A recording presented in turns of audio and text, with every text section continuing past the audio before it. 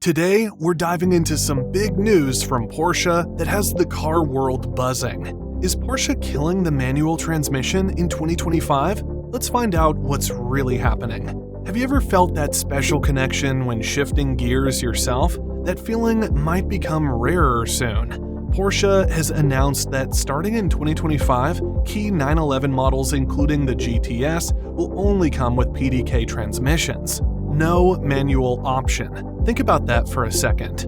But wait, before you get too upset, let's make sure we understand what's actually happening. The 2025 Porsche 911 GTS models will become hybrid cars with something called a T-hybrid system. This new setup works specifically with the PDK transmission, so there are technical reasons behind this decision, not just Porsche trying to make purists angry. Quick question for you. What was your first experience with a manual car? Maybe it was learning to drive in your parents' car, or maybe it was the first sports car you bought. That connection many of us feel with manual transmissions goes beyond just driving, right? It's about memories and experiences. Now, let's talk about what PDK actually is and why Porsche loves it so much. PDK stands for Porsche Doppelkupplung, which is just a fancy German way of saying dual clutch transmission. Instead of one clutch like in a manual, PDK has two clutches that work together to make shifting incredibly fast. How fast? PDK can shift gears in just 0.1 seconds. That's faster than you can blink.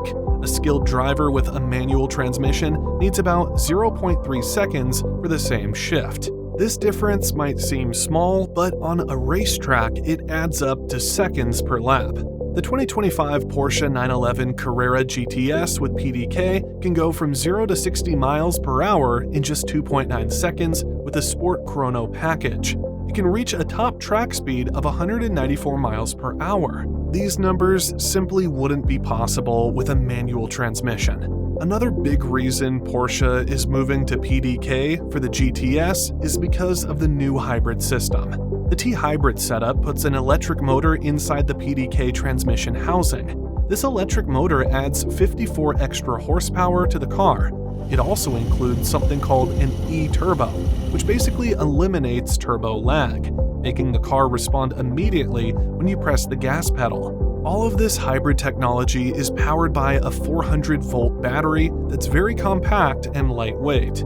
The system is designed specifically to work with the PDK transmission. Creating a manual version that could work with this hybrid system would be extremely complicated for Porsche engineers. Let me ask you this. Would you rather have the fastest possible Porsche or one that might be a bit slower but gives you more control? That's the real question at the heart of this debate. Now, let's talk reliability. Many people worry that complicated automatic transmissions break more often than simpler manual ones. But the PDK has proven to be extremely reliable. In the past, if something went wrong with your PDK, dealers would often recommend replacing the entire system, which could cost thousands of dollars. But good news, mechanics are now figuring out how to repair PDKs instead of just replacing them. This means fixing a PDK is becoming more affordable over time.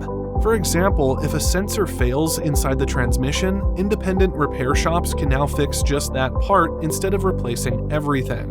There are even companies making heavy-duty clutch packs for the PDK if you want to modify your Porsche for more performance. One important tip: if you own a Porsche with PDK, make sure you change the transmission fluid every 40,000 miles or 4 years.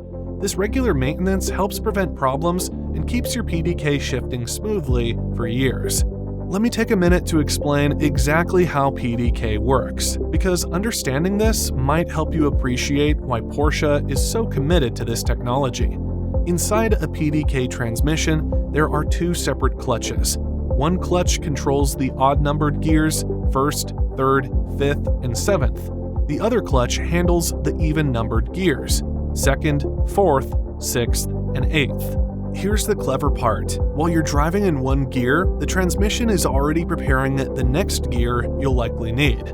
So when you're accelerating in 3rd gear, 4th gear is already pre-selected on the other clutch. When it's time to shift, the 1st clutch opens while the 2nd clutch closes, almost simultaneously. That's why the shift happens so quickly at just 0.1 seconds. Have you ever driven a car with paddle shifters? The PDK paddles work differently than you might expect. The right paddle shifts up and the left paddle shifts down. But here's something interesting. You can also push both paddles forward at the same time to instantly shift to neutral. This is a racing technique that some drivers use to simulate a clutch kick for drifting. The PDK has several driving modes too. In normal mode, it shifts early to save fuel. In sport mode, it holds gears longer and downshifts more aggressively when you brake. And in Sport Plus mode, it shifts at redline and keeps the engine in the power band at all times. Something most people don't realize is that early PDK transmissions were actually heavier than manual transmissions.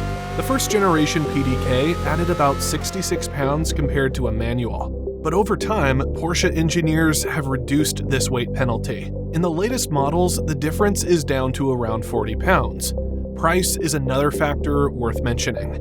When you order a new Porsche, the PDK typically costs about $3,200 more than a manual transmission. That's a significant amount of money just for a different way to change gears. For some buyers, this cost difference alone might push them toward the manual option. Porsche has a long history with automatic transmissions, even before PDK. They experimented with the Sportomatic semi-automatic in the 1960s and the Tiptronic in the 1990s.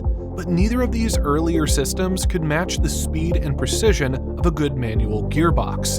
The PDK changed that equation completely when it finally came to production cars in 2008. Let's talk about daily driving for a moment. In stop-and-go traffic, a manual transmission can be exhausting. Your left leg gets tired from constantly working the clutch. The PDK eliminates this fatigue completely. Many owners who drive their Porsches in cities or heavy traffic say the PDK makes their cars much more enjoyable as daily drivers. There's an interesting debate about which transmission is better for learning drivers. Some instructors argue that starting with a manual teaches better car control and understanding of how engines and transmissions work together. Others say learning on a PDK lets new drivers focus on steering, braking, and reading the road without the distraction of shifting.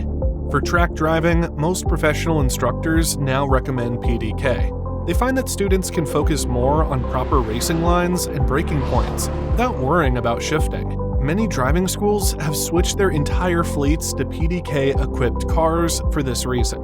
Another angle to consider is the environmental impact. PDK transmissions are actually more fuel efficient than manuals in most driving conditions. The computer can select the perfect gear for fuel economy better than most human drivers.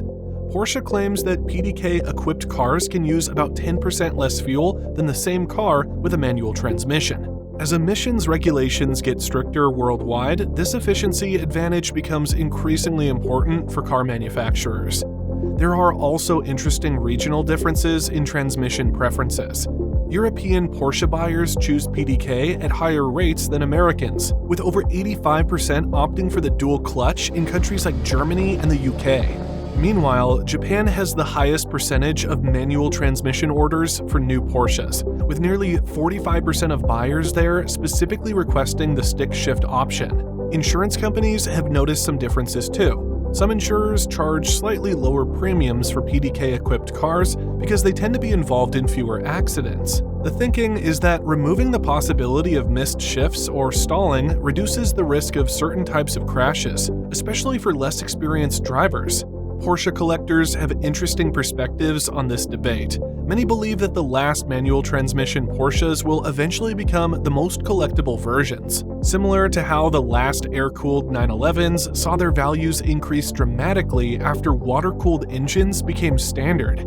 If you're buying a Porsche partly as an investment, this might influence which transmission you choose. Even the sound of the car changes with the transmission choice. Manual cars let you hear more mechanical noises from the gearbox and clutch. PDK cars tend to have a distinctive whir during shifts that some people love and others find too artificial. The PDK also allows for more aggressive exhaust sounds since the computer can perfectly time backfires and pops during downshifts. By the way, did you know that PDK technology actually came from Porsche's racing program? It was first used in the legendary 956 and 962 race cars back in the 1980s. Porsche has been perfecting this technology for decades before bringing it to street cars. Now, let's shift gears and talk about the other side of this debate. Porsche enthusiasts who love manual transmissions are not happy about this news. For many drivers, especially those who love Porsche's history, the manual transmission is a crucial part of the driving experience. What exactly do manual lovers say they're losing? It's all about engagement and connection. When you drive a manual car, you're constantly involved in the process. You decide when to shift, how to match the revs, when to clutch in and out. Your left foot and right hand are always active participants in the driving experience. In the United States, about 37% of Porsche buyers choose the manual transmission when it's available. That's a significant number of people who specifically want that traditional driving experience. For certain models like the GT4, Spider, and the 911 GT3, manual take rates can reach around 50%. That shows how strongly some drivers feel about shifting for themselves. Many purists are especially upset about the GTS becoming PDK only, because the GTS has traditionally been seen as a driver-focused model. These enthusiasts often say things like the car feels more alive with a manual, or that PDK makes driving too easy and removes the skill element. Imagine this, you're on a winding mountain road, perfectly executing heel-toe downshifts as you approach each corner, feeling completely connected to your car. That's the experience manual lovers say is being taken away. On the other hand, PDK fans point out how versatile the dual-clutch transmission is. In traffic, it's smooth and easy. On the track, it's faster than any human could ever shift. And for everyday driving, it offers the best of both worlds. Automatic mode when you want convenience, manual mode when you want more control. There's a great ongoing debate on Porsche forums about which transmission provides more fun. Manual supporters talk about the satisfaction of a perfect shift, and how each drive becomes more engaging. PDK fans counter that going faster and having cutting-edge technology is just as fun in its own way. Looking ahead to 2025, what does this all mean for the Porsche lineup? Right now, over 75% of all Porsche 718 and 911 models sold worldwide come with PDK. For models like the Panamera and Macan, manual transmissions aren't even offered anymore. But there is some good news for manual lovers. The 2025 Porsche 911 Carrera T will continue to offer a 6-speed manual transmission. This model has 388 horsepower and is designed as a lightweight, pure driving experience, specifically for enthusiasts who value driver engagement. The Carrera T might become especially desirable as manual options disappear from other 911 models. We could see these manual cars becoming collector's items with higher resale values in the future, similar to what happened with the last manual Ferrari models. There's also the question of what happens with Porsche's GT models like the GT3. These track-focused models still offer manual transmissions, with around 50% of buyers choosing this option. Will Porsche continue to offer manuals in these specialty models even as the regular 911 range goes PDK only? The bigger picture here involves the car industry's move toward electric vehicles. Electric cars typically use single-speed transmissions because electric motors deliver power differently than gas engines. This industry shift presents another challenge for the future of manual transmissions.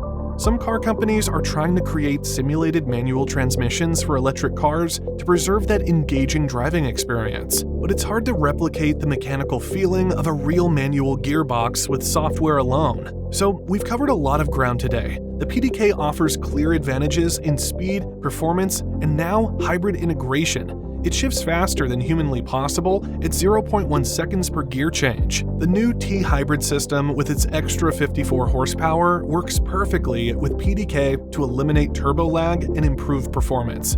Meanwhile, about 37% of US Porsche buyers still choose manuals when available, showing significant demand remains. What do you think? Is Porsche making the right move going PDK only for these models, or should they keep offering manual options across the range? Let me know your thoughts in the comments below.